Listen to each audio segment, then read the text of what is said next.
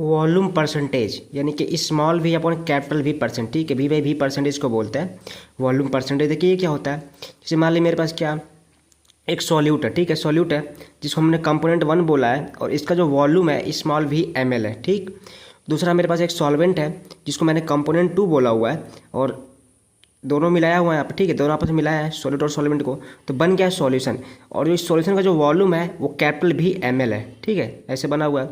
देखिए हमको निकालना है क्या, वॉल्यूम परसेंटेज निकालना है। तो हम मान लीजिए हम सॉल्यूट का निकाल रहे हैं, किसका, सॉल्यूट का, यानी कि सॉल्यूट का वॉल्यूम परसेंटेज मैं निकाल रहा हूँ। देखिए होगा क्या, कैपिटल भी ml सॉल्यूशन में, यानी कि देखिए ये रहा कैपिटल भी ml, ठीक है, सॉल्यूशन में मेरा कितना ml सॉल्यूट है, तो स्मॉल भी ml सॉल्यूट हो गया, यहाँ दिया हुआ, ठीक है। तो 1 ml सॉल्यूशन में कितना हो जाएगा मेरा, स्मॉल भी अपन कैपिटल भी ml सॉल्यूट हो जाएगा।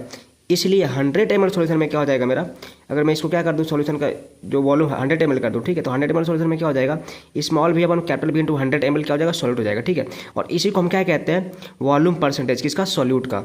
यानी क्या हो जाएगा मेरा वॉल्यूम परसेंटेज यानी कि सॉल्यूट यानी कंपोनेंट 1 का इक्वल टू हो जाएगा क्या, volume of solute upon volume of solution into 100, या फिर क्या small B upon capital B percentage equal to small B यानी कि volume of solute upon capital B volume of solution into 100 हो जाएगा।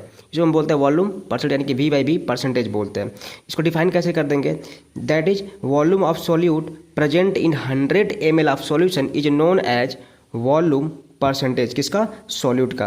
अगर हमको सॉल्वेंट का भी निकालना है तो ऊपर वॉल्यूम किसका हो जाएगा, सॉल्वेंट का, नीचे वॉल्यूम किसका रहेगा, सॉल्यूशन का। इसको हम क्या कहते हैं, वॉल्यूम परसेंटेज बोलते हैं। Thanks for watching, like share and subscribe my YouTube channel knowledge brain.